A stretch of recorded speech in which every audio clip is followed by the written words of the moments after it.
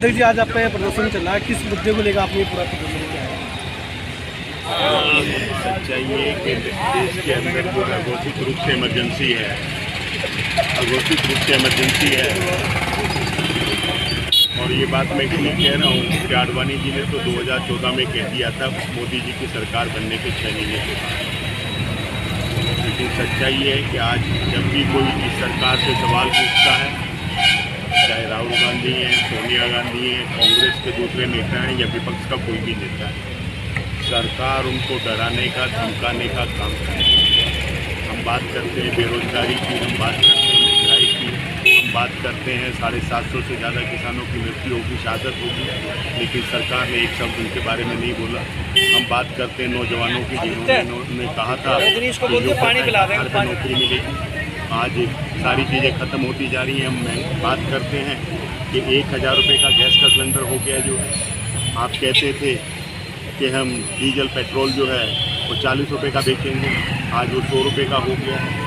तो तमाम ऐसे मुद्दे हैं कि जिनको विपक्ष के लोग पार्लियामेंट में या पार्लियामेंट के पास उठाते हैं, उसके बाद उनके ऊपर दबाव डाला जाता है। सत्ताधारी पार्टी का आरोप है कि जब कांग्रेस की अध्यक्ष सोनिया गांधी और राहुल गांधी के खिलाफ जांच हो रही है तो क्यों चीख चिल्ला रहे हैं, क्यों सड़कों पर उतर रहे हैं? हमने आपको भी स्पष्ट कहा ना, देखिए इस शिकायत जो है माननीय सुब्रमण्यम स्वामी जी सांसद भारतीय जनता पार्टी ने की थी, इलेक्शन कमीशन को की थी और इनकम टैक्स डिपार्टमेंट को की थी। और उन दोनों संस्थाओं ने जो है 2015 में कांग्रेस को, सोनिया गांधी जी को क्लीन चिट दिया, इनकम टैक्स ने भी दिया और इलेक्शन कमीशन ने भी दिया। ये लोन देना देश में गुनाह नहीं है, कोई किसी को लोन दे सकता है। इलेक्शन कमीशन को क्या राजनीतिक पार्टी दूसरे पेपर को लोन दे सकती है? उन्होंने ये कहा दे सकती है, तो ये क्लियर हो गया था। लेकिन क्योंकि राहुल गांधी सबसे मुखर होकर नौजवानों की बात करते हैं, महंगाई की बात करते हैं, देश की सुरक्षा की बात करते हैं, चाइना ने इतना बड़ा हिस्सा हमारा हड़प लिया है, वहाँ पे गांव के गांव बसा लिए, उसकी बात करते हैं, और महिलाओं की बात करते हैं, सुरक्षा की बात करते हैं। ऐसी लगता है कि विपक्ष कमजोर नजर आता।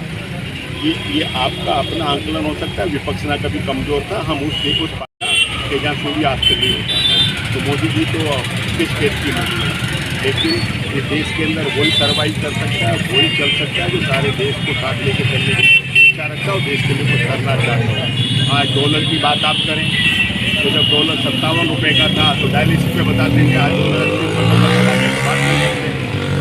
RBI के अंदर हमारा 15 लाख करोड़ रुपये से ज़्यादा का रिजर्व फंड था, आज मोदी जी सारे फंड को निकालने लग गए। 11 लाख से ज़्यादा करोड़ रुपया चंद उद्योगपतियों का माफ़ कर दिया जाता है, उसके खिलाफ ही आंदोलन है।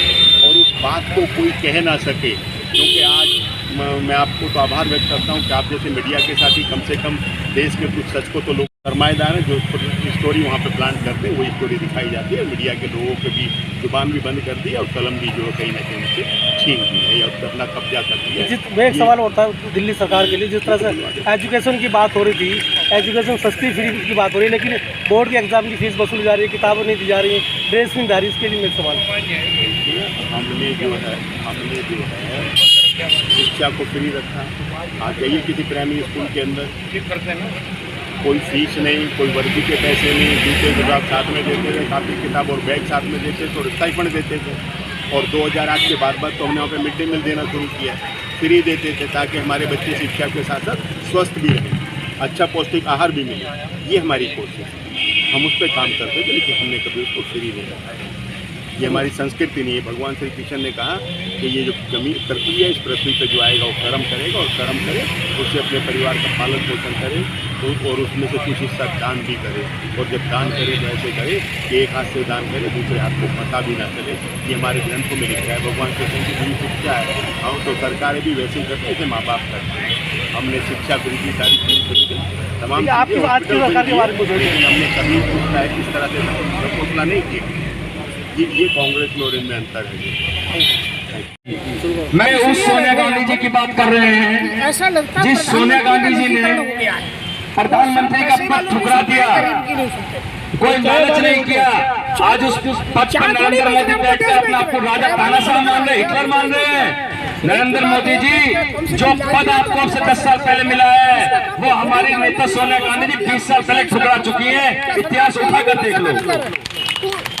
दोस्तों साथियों, एक बयान आया था भाषण देते हैं शिवराज सिंह चौहान का। लीज में दे दिया। शिवराज सिंह चौहान ने ये कहा था कि मेरा बेटा अमेरिका में LLM की डिग्री नहीं ले पाया। मुझे बड़ा अफसोस है, उस बात को हमारे दिल में ठेस पहुंची। और मैं आपके सामने बता रहा हूँ कि अग्निवीर योजना जो लाए हैं उसके बारे में बता रहा हूँ कि शिवराज सिंह चौहान का बेटा तो अमेरिका में LLM करेगा, राजनाथ सिंह का बेटा सांसद बनेगा, अमित शाह का बेटा BCCI का अध्यक्ष बनेगा, और हमारे तुम्हारे बेटे मस्जिद और मंदिर खोलेंगे। ये नरेंद्र मोदी को शर्म आनी चाहिए। वो 2 रुपए कैसे हैं कि हम अनाज यहाँ पर दे रहे और नमक और चावल देने का काम किया। आपने देखा होगा पिछला जो लोकसभा इलेक्शन हुआ, जिन्होंने जाकर ये कहा कि गरीब लोगों, हमने आपको नमक दिया है, आपने हमारा नमक खाया है, आप हमें वोट करें। जब हिंदू के सामने नमक की बात आ जाती है तो सभी इकट्ठा हो जाते हैं और उसमें वो बहकावे में आ गए और बीजेपी को जिताने का काम हुआ। साथियों, ये हमें नहीं देखना है। हमें देखना है कांग्रेस ऐसी पार्टी है जिसमें सब धर्म के, सब समाज के लोग रहते हैं और अच्छा जो मोदी है वो ये बुराड़ी की धरती से सुन ले नरेंद्र मोदी जी, आप सोचिए, किसान थे, हमारे नेता राहुल गांधी जी ने कहा था कि किसानों का बिल वापस लेना पड़ेगा, और हकीकत हुई, उन किसानों को